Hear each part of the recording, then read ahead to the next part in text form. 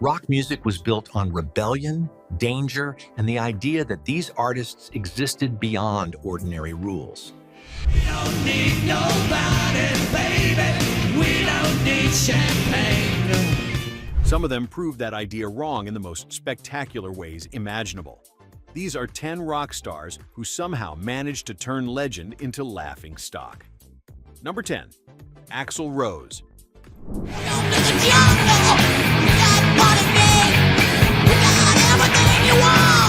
On July 2nd, 1991, during a concert at the Riverport Amphitheater in Maryland Heights, Missouri, one of hard rock's most feared frontmen did something that would define his reputation forever. Midway through a performance of Rocket Queen, he spotted a fan photographing the show, decided security was too slow, and launched himself off the stage into the crowd, punching fans and security alike. He walked back to the microphone and announced, "Thanks to the lame-ass security, I'm going home," slammed his microphone down on the stage, and left. We got everything you want. We know the names. We are the people that can. The arena erupted into a full-scale riot. Dozens were injured, including multiple police officers, and hundreds of thousands of dollars in damages followed.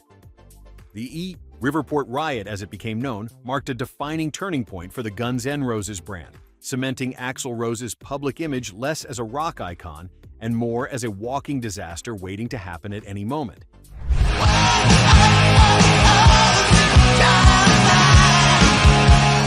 Number 9. Vince Neil.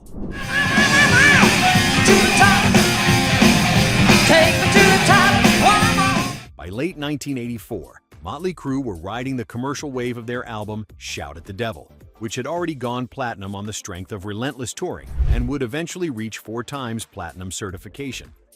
Vince Neil was their golden frontman, a blonde-maned showman with swagger to match any stage in the world.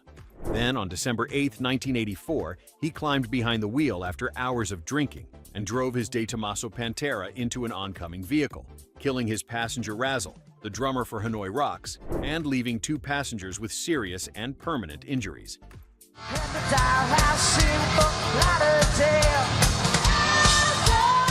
The legal outcome became its own scandal. Neil's blood alcohol level measured 0.17. He received a 30-day jail sentence, served fewer than 20 days, and paid $2.6 million in restitution. The band dedicated their 1985 album Theater of Pain to Razzle, while Neil walked largely free from the consequences of that night.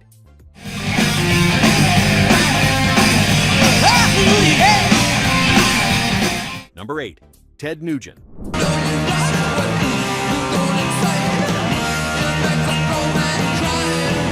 Around 25 gold and platinum records, a reputation as one of the most ferocious live performers in hard rock history, with Cat Scratch Fever cracking the Billboard Top 40 at number 30 in 1977.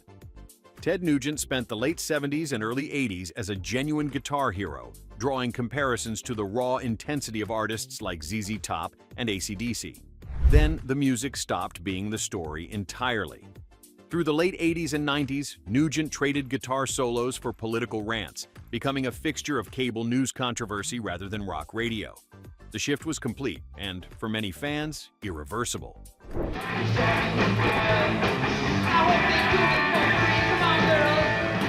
Comments about political figures drew widespread public condemnation. Multiple promoters pulled their venues specifically over his statements, with documented cases, including a native. American Casino and a Birmingham, Alabama brewing company citing his attitudes as the stated reason for cancellation. The man who once made audiences feel the ground shake became a reliable punchline on late-night television. A cautionary tale about what happens when the microphone becomes something other than a tool for music.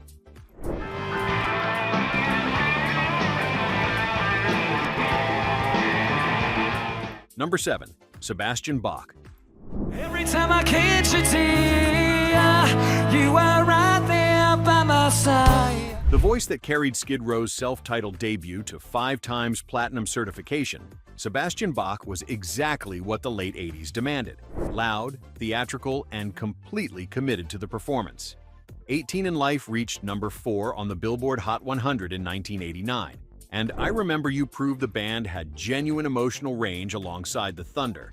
The future looked enormous. For your smile and die for your care. red flags accumulated quickly. A bottle he threw struck and seriously lacerated a teenage fan at a 1989 show, resulting in charges and damaging press coverage. A t-shirt bearing a homophobic slogan was photographed on him around that same era, deepening the fallout.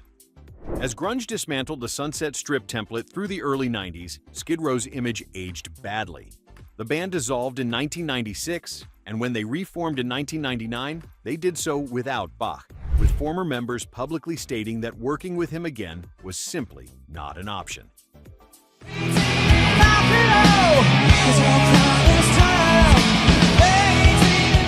Number 6. Ozzy Osbourne.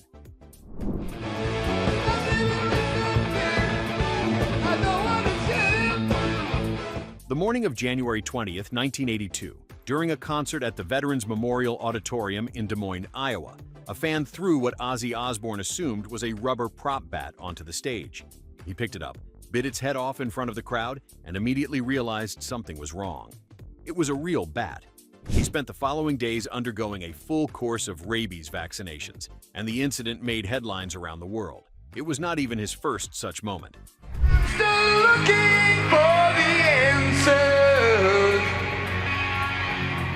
At a CBS Records convention in March 1981, he bit the heads off 2 live doves in a stunt designed to make an impression, and CBS executives reportedly threatened to destroy his career over it.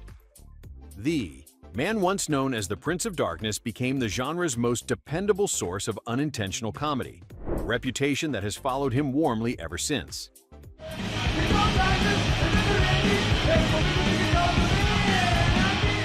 Before we continue, which of these rock legends surprised you the most? Did you ever see any of these artists perform live back in the day? Drop a comment below and let us know where in the world you are watching from. We would love to hear from the community. Number 5. David Lee Roth.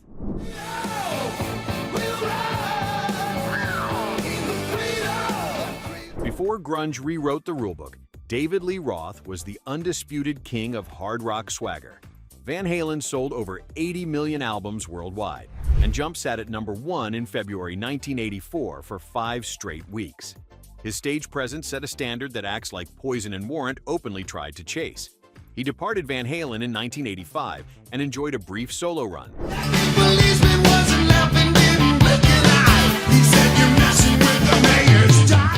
With his debut EP going platinum and Just a Gigolo becoming an MTV staple with 6 Video Award nominations. Then the 90s arrived and scrubbed the glam right off the walls. Roth publicly blamed Kurt Cobain, stating that he went from playing to 12,000 people to 1,200 almost overnight.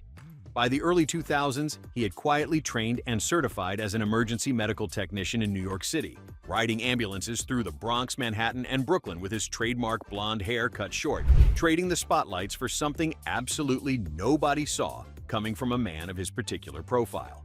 No love, you carry on. Got nobody. Number 4. Tommy Lee.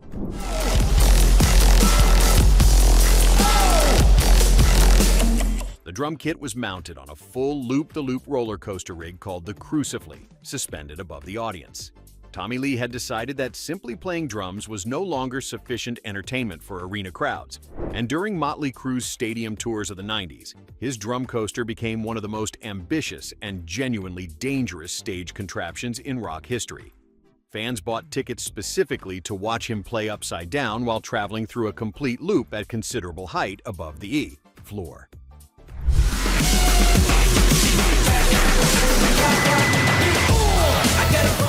On the final night of their entire farewell tour, December 31, 2015 at Staples Center in Los Angeles, the machine seized mid-performance. Lee found himself stranded inside the loop, suspended helplessly above the crowd with no music playing and no immediate way down. His voice came through the PA. "I can't believe this is happening on the last night." The moment captured the Motley Crue philosophy with unintentional precision, spectacular, reckless, and occasionally profoundly humiliating.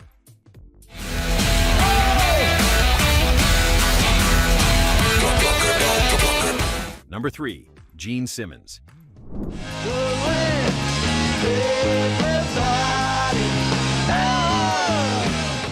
Kiss claimed over 100 million records sold worldwide.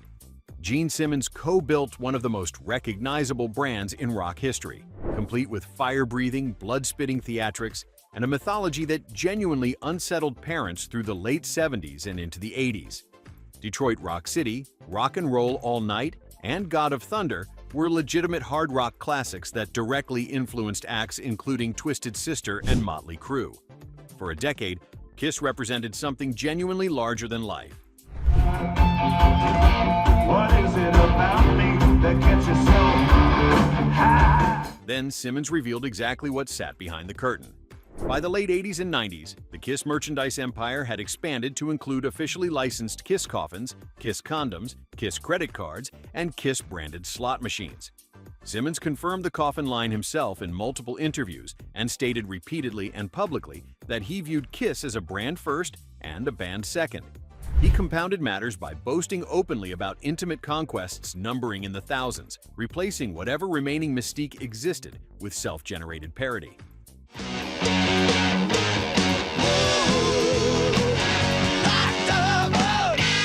Number 2.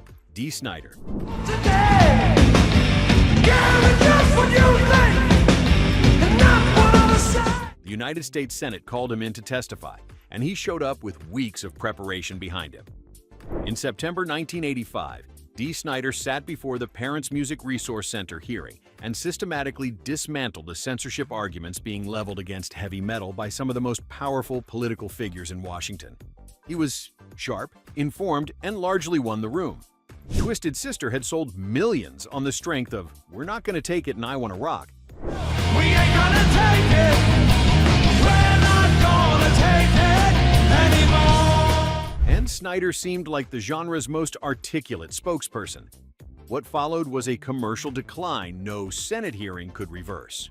The 1985 album Come Out and Play stalled on the charts, and the 1987 follow-up Love Is for Suckers arrived as a softened pop metal record so far removed from the band's established identity that critics dismissed it broadly.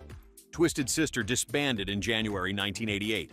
Snider spent the 90s on novelty recordings, including leading a full Twisted Sister Christmas album, a long and winding distance from those Capitol steps. You don't know what you don't belong. Number 1. Alice Cooper. You got me on the run. Before shock rock had a name, he invented it entirely. Guillotines, boa constrictors, fake electric chairs, and simulated hangings made Alice Cooper the most theatrically feared figure in rock during the early 70s. Schools Out topped the UK charts for 3 weeks. In 1972, Billion Dollar Babies topped the US albums chart in 1973. I'm a legend. You're at peace and I must hide. The American Medical Association reportedly debated whether his concerts posed a legitimate public health concern to younger audiences. By the late 80s, the guillotine had been permanently replaced by a golf club. Alice Cooper became one of the most committed celebrity golfers in the country, hosting his own annual charity tournament and giving extensive interviews about his handicap rather than his catalog. I got the friends 'cause they read the papers. They can't be seen. He published an entire book on the subject in 2007, Alice Cooper Golf Monster, a rock and roller's 12 steps to becoming a golf addict. Of every fall from menace to punchline on this list, his is comfortably, undeniably the most cheerful.